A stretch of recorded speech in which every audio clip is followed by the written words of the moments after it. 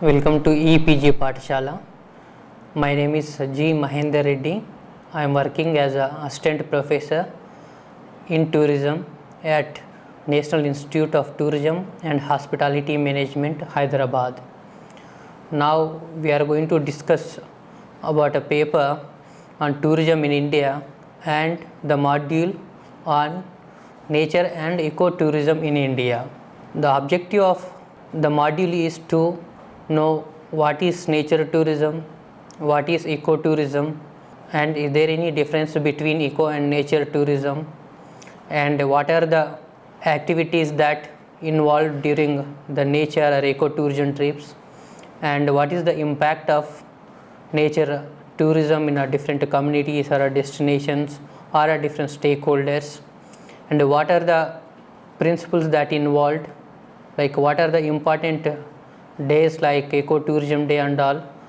Finally, you would like to go through the what are the major eco and nature tourism destinations in India with the popular attractions and activities and the location.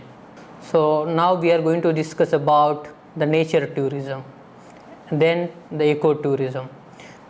Ecotourism and nature tourism are synonymous words which are having the same principles and almost the same activities during the trip or during the tour for the visitors. So like different people have given different definitions,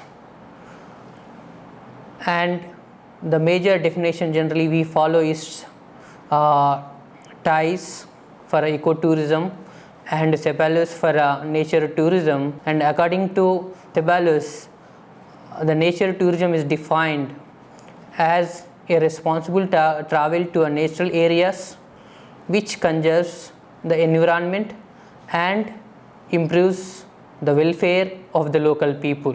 So that means nature tourism involves visiting natural areas, and that too responsible travel which should provide some benefits to the local people and to the nature. So that means there will be different impacts. So whatever the activity takes place during the trip, so there will be some impacts that could be in a positive way or a negative way, depending on how we organize and plan and develop a tourism in a particular destination. So it is a tourism or a tour based on the natural attractions, and this could be the flora, fauna, or any biodiversity, and there will be different activities that tourists will involve during the nature tourism, or watching wildlife, watching a particular forest or a particular species, maybe involving in some kind of activities like bird watching or taking photographs, or maybe hunting maybe some limited areas in a responsible way, not as a negative way, and maybe camping and hiking, trekking. So these are the activities generally they take during the natural tourism sites in their visit. So now we are going to discuss about the ecotourism. And as we discussed earlier about nature tourism and ecotourism is having the common principles, but there will be some little difference. But nature tourism is a wider and ecotourism is limited to particular ecological or activities which are related to ecosystems, and this particular form of tourism very popular throughout the world. Even in India we got like a different flora, fauna, and blessed with many other like wildlife.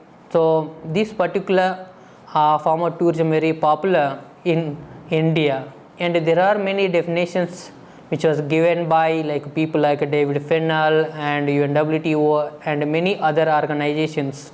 But in general we follow the popular definition which was given by the TIES. TIES is the International Ecotourism Society, an NGO working for the development and promotion of ecotourism in a responsible way. So they have given a definition that responsible travel to a natural areas that conserves the environment and improves the well-being of the local communities in a sustainable manner. So whatever the definition we followed in a nature tourism is almost same, but in this particular definition they have mentioned about the nature tourism along with the sustainable principles or responsible principles that will involve eco travel or eco tour. In this particular form of tourism, like throughout the world, many organizations, especially TIES, UNWTO, mention that this particular form of tourism should be in a responsible way, and that should give some sustainable socio-economic benefits to the local people while conserving the nature. So that means whenever you take a tour involved with this particular form of tourism, so the tourist will be involved in a different activities like watching wildlife, understanding the wildlife and interactions between wild and nature and humans and the local people and their socio-economic backgrounds and the situations. So in the process there should be some positive socio-economic and environmental impacts to the local community that should sustain for a long time. So that means whatever the trip you take, you should interact with the local people, you should buy the local products, you should conserve the nature. So these are the principles, so that we are going to discuss in detail in the next slide. As I mentioned that principles, whenever you take a tour, you should follow some responsible tourism principles during the ecotourism trip, so which was prescribed by different scholars and the organizations like TIES and UNWTO and like International Union for Conservation of Nature. So according to that, the principle is that it should minimize the negative impact and maximize the positive impacts both on the communities and the nature, and it should also build environmental and cultural awareness and respect. For example, whenever you visit a particular national park or a protected area or a forest areas, there will be some communities which are living within the destination, maybe a tribal or any indigenous group. So that means whenever you visit, you should provide some economic benefits to the local people and you should interact. Instead of staying in a star hotels, if you interact with the local people, if you buy something locally made handicrafts or something which is made by the local people, that will directly contribute to the local people, so that there will be some economic improvement and there will be understanding between the tourist and the host. The interaction will increase the respect between the host and the guest, and it should provide positive experience for both visitor and the host. For example, whenever you visit, let's say, any national park or a tiger reserves, if you visit tiger reserves, like in some like buffer area, there will be some communities which are living in tiger reserves. They are the people living from long time and they are not getting any economic benefit. Instead, they are asked to leave the destination because of whatever the protection region or whatever the legal procedures they have. So in this connection, we can also make some positive economic benefits to the local people by employing them in tourism services wherever it is required, so that there will be understanding between, like at the same time, if the tourist interacts with the local people, then there will be a pride, there will be a connection, and that will lead to the positive benefit both for the locals and the tourist. In a way, tourist will understand the community's problems and even their knowledge, whatever the positive is that they can learn. The local host can also learn from the tourist, whatever maybe a cultural exchange that is there that can be possible to happen. So the other principle is that should provide some financial benefit to the parks for the conservation. Maybe like if you visit any particular protected areas or national parks, if you give some amount of money in the form of entry ticket, so that will definitely contribute for the conservation of forest areas or a national park. For example, there are some national park which are charging nominal fees. There are some national parks which are charging very high. For example, Bandhavgarh National Park, Kanha National Parks, these are charging 3,000 to 4,000 rupees just for entry fees. So that means whatever the money is generated, that will be indirectly or directly converted for the conservation of the wildlife or the forest which is there in that particular national park. So that is one of the positive sign of the ecotourism, and it should also provide some benefits to the local people and empower. We have already discussed that whatever the interaction happens, whatever the products you buy from the local people, that is directly contributing for the income generation for the local people. And apart from that, even the other stakeholders like hotels and travel agents can also take help from the local people, since they are depending on those areas which are living these people for a long time. So if you provide in terms like semi-skilled or unskilled areas where they can work in a hotel areas and they can get some revenue or maybe employment generation, that is also one of the way that you can connect with the local people with the development of tourism. The other principle is that to raise a sensitivity to host communities and political, environmental, social climate. For example, nowadays if you see the global pressing issues like the climate change and the environmental degradation or land degradation or wildlife issues we are facing throughout the world, and even in India we are facing and we are witnessing one of the major issues when it comes to the conservation of nature. So in this connection we can make ecotourism as a tool to empower both the local people and the visitors and the other stakeholders like politicians and the governments. People who are visiting these areas, they can learn from the nature what exactly the nature is and what is the connection between the nature and humans and other biological systems and ecosystems, so that the students or the visitors who are visiting these particular areas can learn, can understand and appreciate the nature of that particular place, so that the people will involve in voluntary activities or maybe some other activities which will directly contribute for the conservation of nature. So with this concept we can say that tourism, especially ecotourism or nature tourism, can be used as a tool to empower the local communities, educate the visitors and the tourists, even the local communities, and provide economic benefits for the different stakeholders like the local people, the travel agents, the tour operator, and moreover it is also contributing for the nature conservation. However, if tourism is unplanned and not practiced in a sustainable way, will also lead for a negative consequences, for a degradation of biodiversity and effects on wildlife. So these will be a negative impacts that we can overcome with a proper planning and implementation of whatever the mentioned principles that we have just now discussed.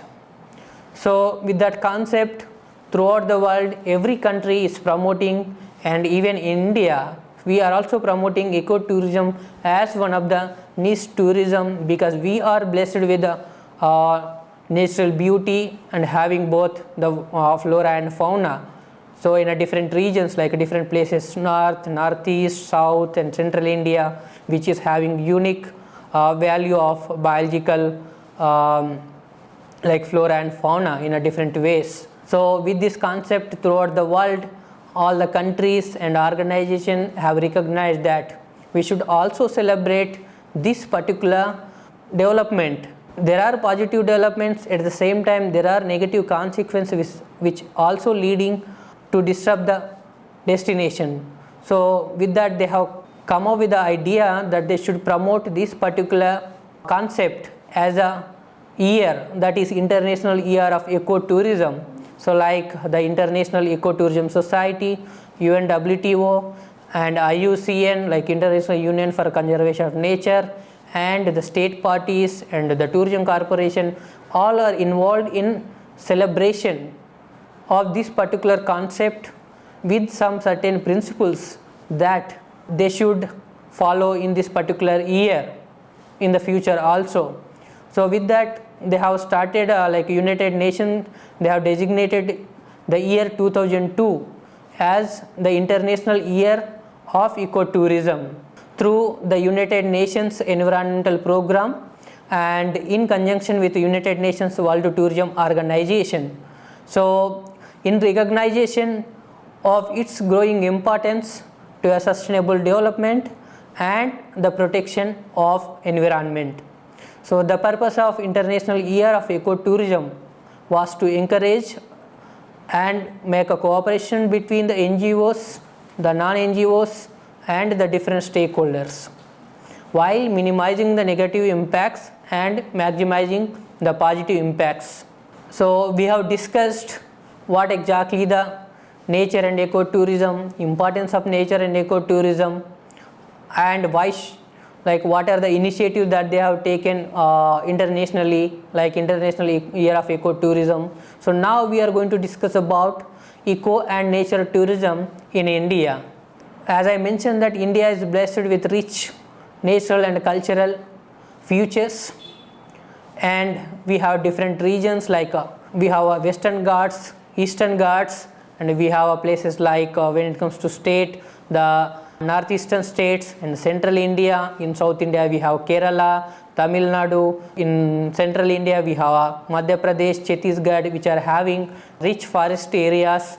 At the same time, many tiger reserves which are having highest tigers in the world. So these all are the attractions for the tourists who are coming from the different parts of the world. So with that concept, every state has started promoting ecotourism.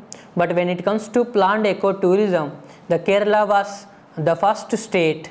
The Tennamala is a destination in Kerala, and it is a first planned ecotourism destination in the country to cater to the nature and eco travelers who are visiting those places. And the declaration of several wildlife areas, national parks, the protected areas, sanctuaries has also contributed for the development of eco and nature tourism in the country. So with that we got the wide variety of flora and fauna, so that we are protecting in the form of the sanctuaries, the tiger reserves and protected areas, national parks, or maybe a captive or like a zoo parks and all these things. In general, we have discussed what are the major eco-tourist areas in India and what are the major like rich biodiversity and all.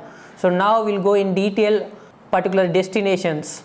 But we have more than 100 ecotourism destinations, but we are discussing only few destinations which are very important and which are very popular, visited by the tourists from different parts of the country and world. Now we are going to talk about the Sundarbans. Sundarbans is a national park and it is a tiger reserve which is located in the state of West Bengal. It is very popular for mangroves and tigers. So many tourists like to show interest to visit these places, especially for the mangroves and the tigers, which are very popular and which are having the highest numbers. Apart from tigers, it is also home for many other wild species which are very close to extinction. And the other popular wildlife national park is Kanchenjunga National Park. It is located in the state of Sikkim, and this particular reserves or this particular area covers an area of 1784 square kilometers. It is a high altitude national park located in the state of Sikkim. The very popular flora and fauna includes medicinal plants, animals, birds at a different altitudes. Like the popular animals or a biodiversity is that leopard, Himalayan tahr, wild dog, Himalayan black bear and red panda.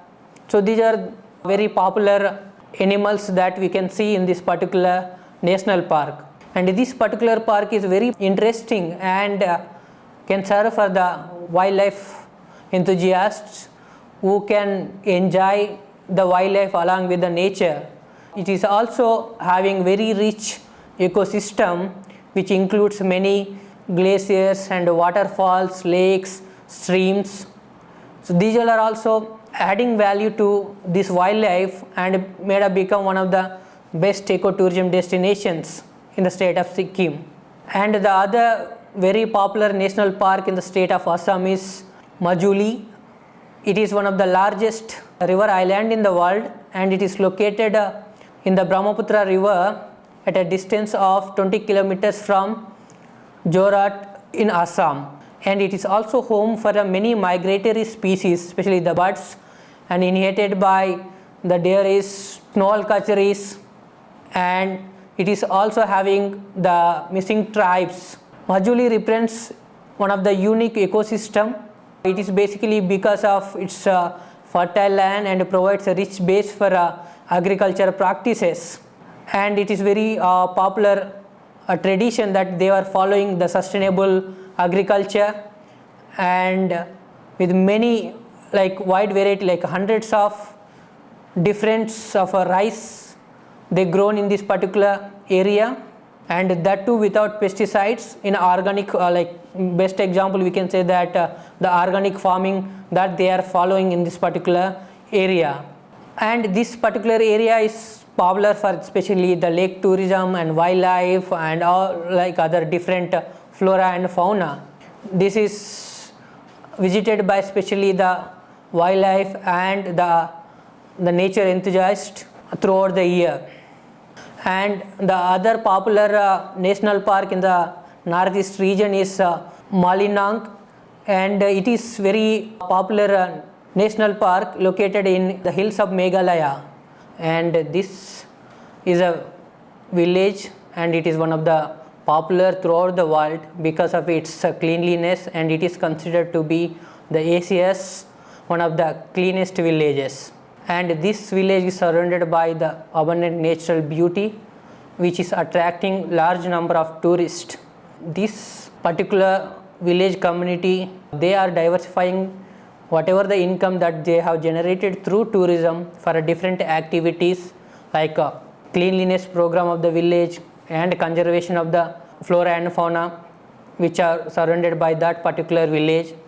And they are also providing different types of accommodations for the different tourists, and especially the village tourism like which is reflecting the culture of village rural area is very popular, and they are providing the hospitality, the rooms or the guest house in a way that reflects the culture of the village life.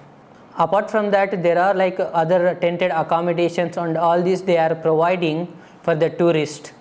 And this location or this place is close to Guwahati airport, and there are many other like road transport systems which are connecting to this place.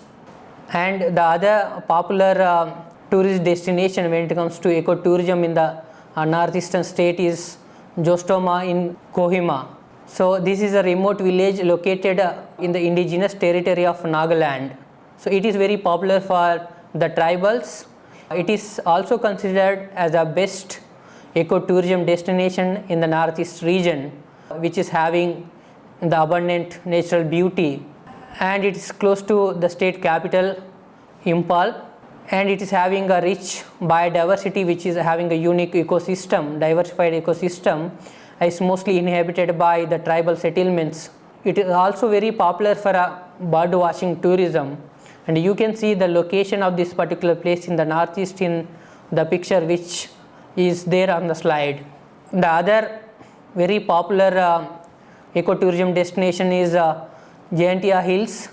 It is also in the region of northeast in Meghalaya, and this is also very popular tribal tourism destinations which are very popular for Jaintia tribes, and it is bestowed by the nature with plenty full of rain falling and green surroundings which is having the rivers and waterfalls. So these are very popular products for the tourists which can see and enjoy in this particular area. And this particular Jayantia Hills displays some of the most alluring sights of Meghalaya. The beauty around the hill district is a unforgettable aesthetic feast to the visitors who are visiting this particular place. The other popular tourist destination again in the northeastern state is that Mokokuchang, which is very popular for the Evo tribes. This place is known for its best hospitality with rich traditions of fairs and festivals which represent the local culture, and this is visited by the people who are interested in nature and culture along with the tribal culture. They are also enjoying with the cultural activities, the fairs and festivals of that particular place. That you can see the location and the natural beauty with the hill stations in the northeast region with the location of map. And the other natural heritage site which is very popular ecotourism site in northeastern state again, that is Oka. It is there in the state of Nagaland, and it is dotted with the colorful orchards, multi-hued flowers, hills and rivers. It is also one of the best and preferred tourist destination in the region of northeast. It is also land of Lotha tribes, and one has wonderful opportunity there to interact with the tribal people and see the tribal arts, crafts, heritage and their regular activities which showcase their culture. And we have discussed all about the northeastern state. Again, the other northeast very popular tourist destination is that Namadapa National Park. It is also very popular eco and nature tourism destination which is located in the state of Arunachal Pradesh. It is widely known for the housing four kinds of wild cats: the common Indian leopard, snow leopard, clouded leopard and tiger. So these are different cats that we can see in this particular national park.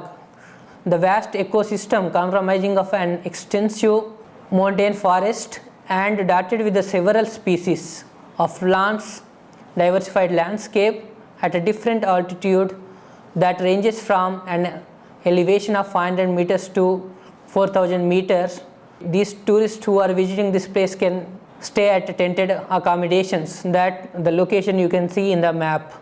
So the other very popular ecotourism destination which is also World Heritage Site, we have discussed in other module on World Heritage Sites, so that is Nanda Devi Valley of Flowers or Nanda Devi Biosphere Reserve, which is located in the state of Uttarakhand. It is very well known for the natural beauty and the aesthetic beauty of different species which is having different flowers, and this particular forest is having more than 600 different species of flowering plants and also medicinal plants which is having highly value. It is also a place for endemic Himalayan animals, and the birds attracts large number of wildlife tourists to this particular area. The other very popular tourist destination when it comes to the wildlife and nature is that Jim Corbett National Park, which is located in Uttarakhand. This is also one of the oldest national park in the country, and this national park is home to the tigers and host of the other wild animals including elephants, barking deers, samba and other bird species as well. And it is located in the footfalls or foothills of the Himalaya, and Jim Corbett National Park is a flourishing place for the flora and fauna and is also home for more than 110 different species of the plants, 50 species of animals and 500 species of birds, making it is as a perfect destination for ecotourism and the wildlife tourism travelers. Somori Wetland Conservation Reserve is also one of the best tourist place in the northeastern region, is there in the Ladakh. This is attracting especially the natural lovers which is having the natural areas like the lakes and different water system which gives a feel of a different the nature. It is similar to the other states like the border states of China and the other South and Southeast Asian countries.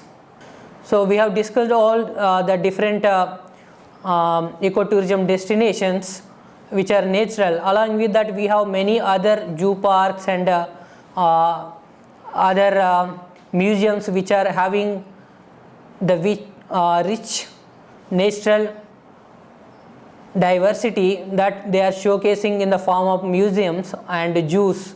So we are not going to discuss in detail or everything about these places except Chennai Crocodile Bank, and this is very popular crocodile bank in the state of Tamil Nadu, which is located or close to Chennai. It is around 40 kilometers from Chennai, and it is shelter for 7 species of crocodiles, occupies an area of 3.2 hectares, and it is also one of the largest crocodile breeding center in the country. And Gir National Park, it is one of the popular national park for the lions still surviving in the state of Gujarat. This particular park is visited by the wildlife tourists from different parts of the world. And apart from these national parks and the hill stations, Kerala is also popular for the different backwaters. And the backwaters of Kerala present a breathtaking experience to the eco-tourist. The sight of the place while cruising on a backwaters leaves tourists spellbound. In the midst of the paddy fields and lush green palm grove, these backwaters has its own gentle rhythm carved out from the rivers which flow down from the Western Ghats to the coast. And this is one of the very popular form of tourism, that is backwater tourism in the country, in fact in the world. So the Andaman and Nicobar Islands are also quite popular for the tourists that seek beach destinations, and the scenic beaches make this particular place attractive for natural lovers. The marine life in deep waters of the Bay of Bengal enthralls the tourist, also the fresh and clean environment. The island is covered by the dense jungle and jungle forest and offered plenty of adventure activities to the visitors who are visiting this particular place. Coorg, of course, one of the best places to visit in the South India.